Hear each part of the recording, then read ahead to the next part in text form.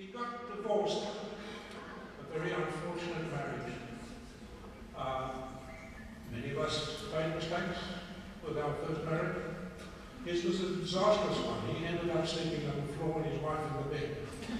And that's a fact. And I think under those circumstances you can't blame him for leaving her. Besides other problems that she presented. To get back to the English, Princess Alice, who was then Countess of Athlone, presented Governor General's wife, in 1930 accepted the Pierneef as a gift. Now we can accept she had indicated to the presenters of the gift what she would have thought was a suitable gift. So she actually chose the Pierneef. She went one further and actually bought a Pierneef for the National Gallery paper, which she thought was lagging on not having one. So there we have Princess Alice's contribution to the affairs. As to being a strong family man, I know of two very serious extramarital affairs. One you can account for some superb paintings, and the other you can account for some disastrous paintings. Very simple, the one building the cottage on the Cliff Review, and he spent his time there fishing and painting those wonderful riverbanks with the willows. Superb pictures. He was relaxed, enjoying himself and all the pleasures of life were laid on.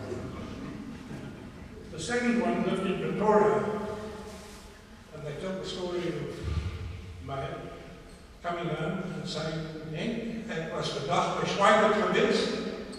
Je gaan November uitstaan en sê as jy 30 skilderye, ons gaan die maandag op Pietersburg doen." En Henk bring maandag op Pietersburg.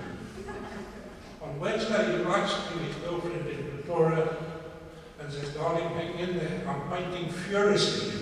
I hope to be finished by the end of the week with the 40, and I'll be back with you on the weekend."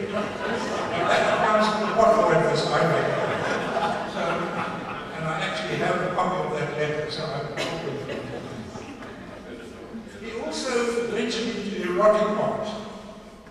In fact, in some instances, he puts matters in the shade. So he enjoyed other pleasures in life too.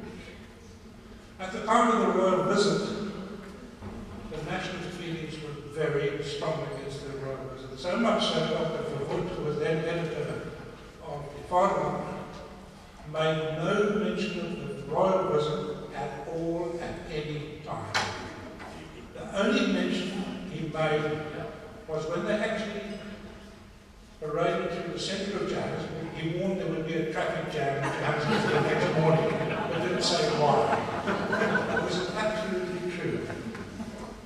Pierneef, however, saw his way clear to help design a special presentation book covering the royal visit. He designed the end papers, and he took great pleasure in meeting the then King of England. So forget about that side of Afrikaner nationalism. He took a strong view on promoting Afrikaner art. And in many instances, you read of his lectures and what have you,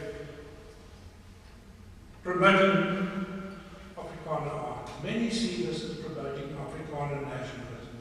And I can see that some confusion can arise.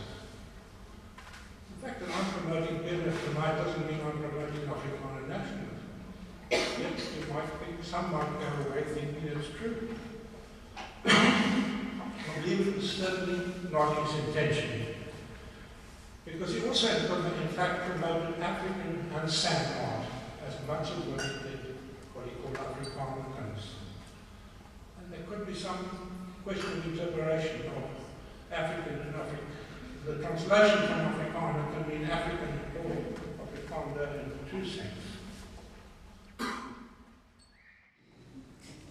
Ran a poll in 2004 on the 100 most important South Africans.